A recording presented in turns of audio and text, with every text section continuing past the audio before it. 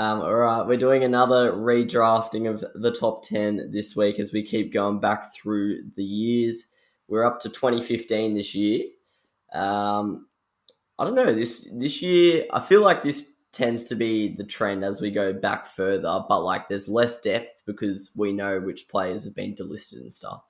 And there's more just a solid top 15 to choose from, but it's hard to order, I find. So I'll kick us off.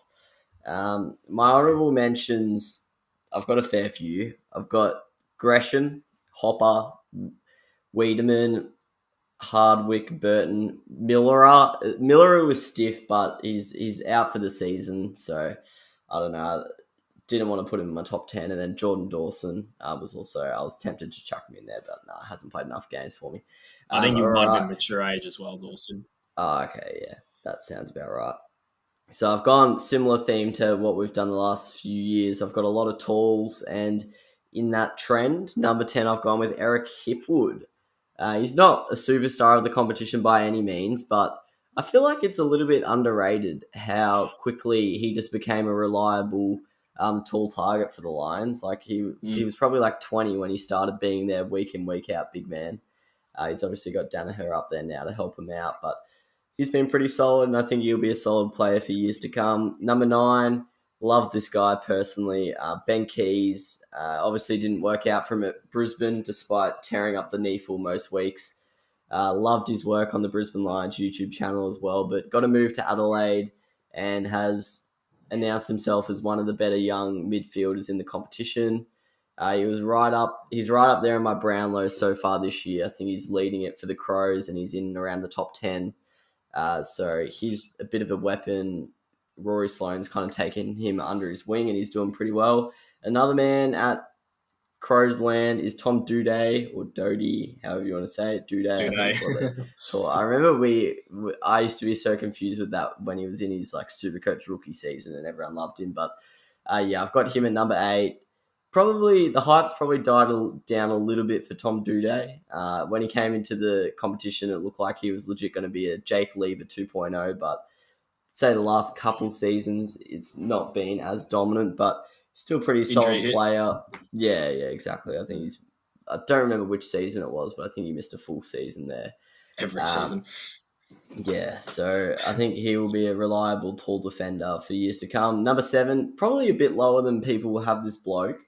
But I guess he's still got a lot more growth to come. But I've gone Darcy Parish at number 7.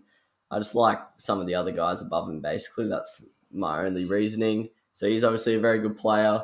Number 6, I love this guy personally. I don't think we've seen him at full potential yet. His position's still a bit unknown, but Callum Mills, he's always basically thrown in the defence. Never really gets to be unleashed in the midfield, which I'd like to see, but whenever he gets a chance in the guts, he does absolute bits. So, yeah, he looks like he'll be a really good player. And I don't know, there's something about the Sydney Swans Academy players. They seem to all just be legends. So he's my number 6. Number 5, this is purely on potential. He can't string 2 games together, this bloke. But Charlie Curnow, I reckon he's one of the most talented players in the competition. He just can't play. So that one's purely potential. But like... yeah, I just think he could be a gun if he can get his body right. Number 4, I've gone Josh Dunkley. I cannot believe Josh Dunkley is the same age as some of these blokes. I thought he was like 27.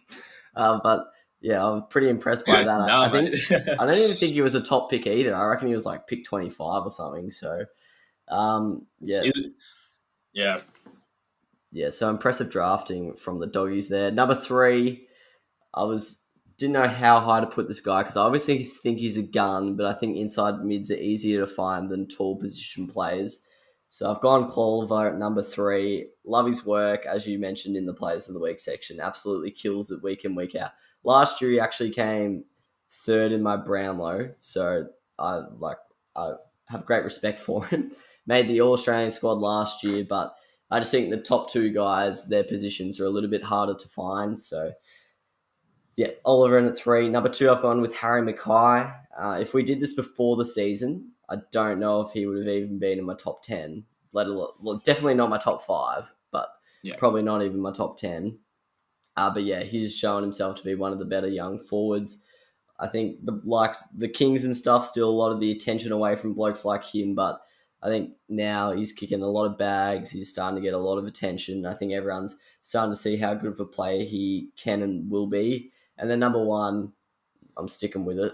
Jacob Weitering. I think this bloke's just a certified gun. I think everyone agrees with that. Made the All Australian squad last year.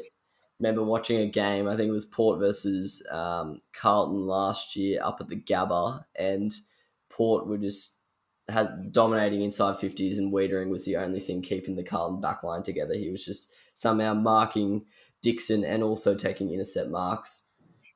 He was just absolute beast, similar to like a Harris Andrews type, I reckon.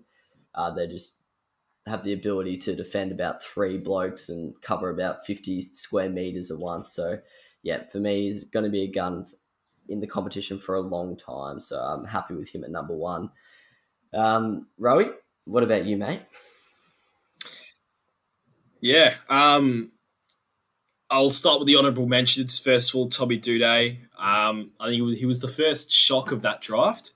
I think he was predicted to go in the 60s or something, and then Adelaide just whipped out Tommy Duday in the teens. So that was a big shock. But nonetheless, he's obviously been a very good player, and sucks that he injures himself about every 2 or 3 weeks because he's such a talent, and he's a real leader up at Adelaide as well. Harry Himmelberg as well, another honourable mention, couldn't quite fit him in there. Blake Hardwick as well, I think is one that just never gets touched on, but he's just a solid defender for them. He was recruited as a forward, given he kicked absolute bags in his junior years, and then now just become a lockdown defender. And Bailey Williams for the Dogs as well, someone we didn't really touch on. But at number 10, I've actually got the same as you, Eric Hipwood. Straight away became one of their big men up forward. I know Josh Shackey was taking a pick too, and God knows how, but Hipwood just overtook him straight away and just took the shine off, took all the hate off Shackey, which has probably worked out for him well.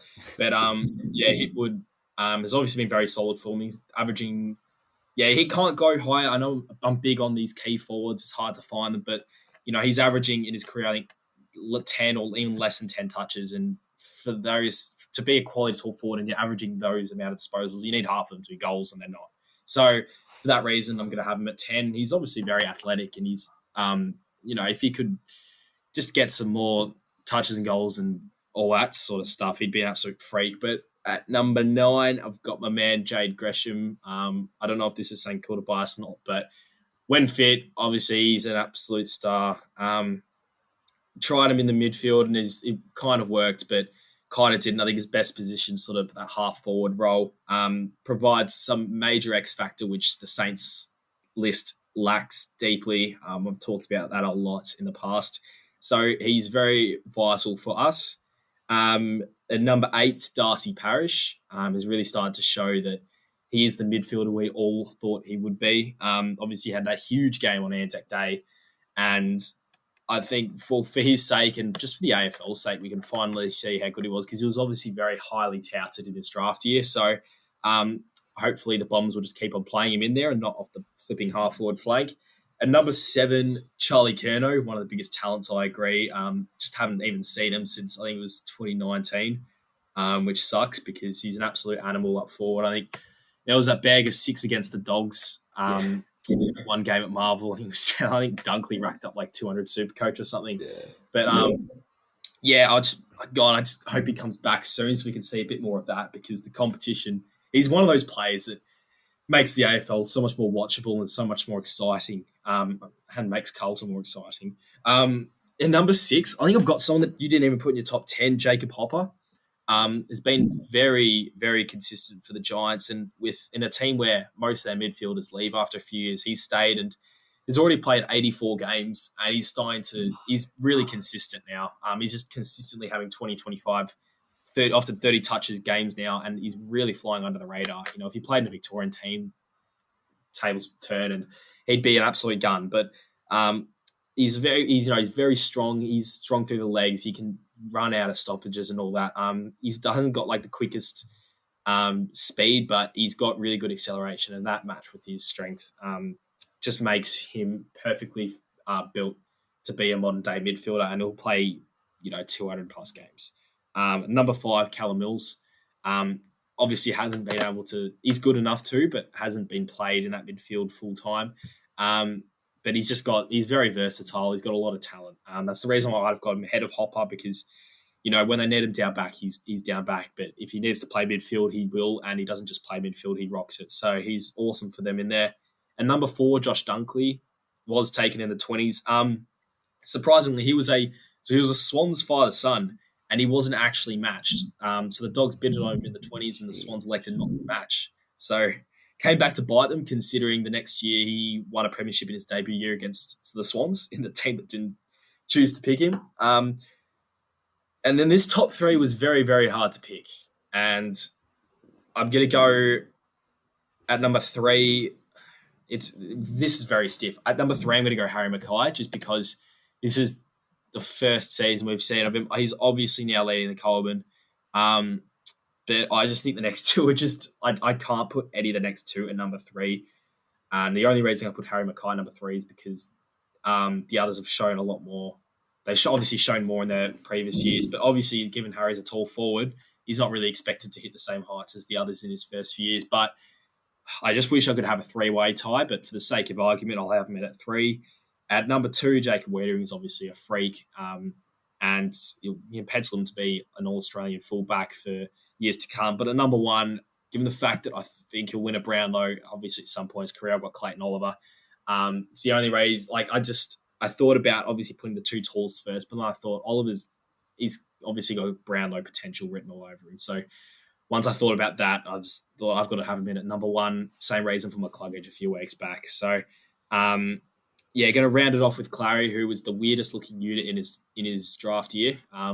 Just looked fat and slow, and I don't know. I remember there was one image posted on the AFL where he was just, I know he had the ball, but it was just layers and chins and everything flying and flapping about. It's quite funny. I'll bring it up because he just does not look like an AFL player, and even the journalist commented on it. Like, he's a big boy, I think they said. But apart from that, he's obviously an absolute freak, Clayton Oliver. So to the best player, the best 2 actually, these top 2, the best looking players in the AFL, Clary and Weitering. I'm going to have them rounded off for the 2015 draft. Yeah, very, very good there. I can't lie, we're actually pretty similar there, I reckon. Gresham and Hopper were my 2 differences, but they were my top 2 honourable mentions, actually. So if we did a top 12, all of your 10 would have been in my 12. So it's not bad from us there. All right. It's a miracle! Oh, yeah! What about that one? Unbelievable! Balotelli, Aguero! Crowd cheers. Here's Siddle.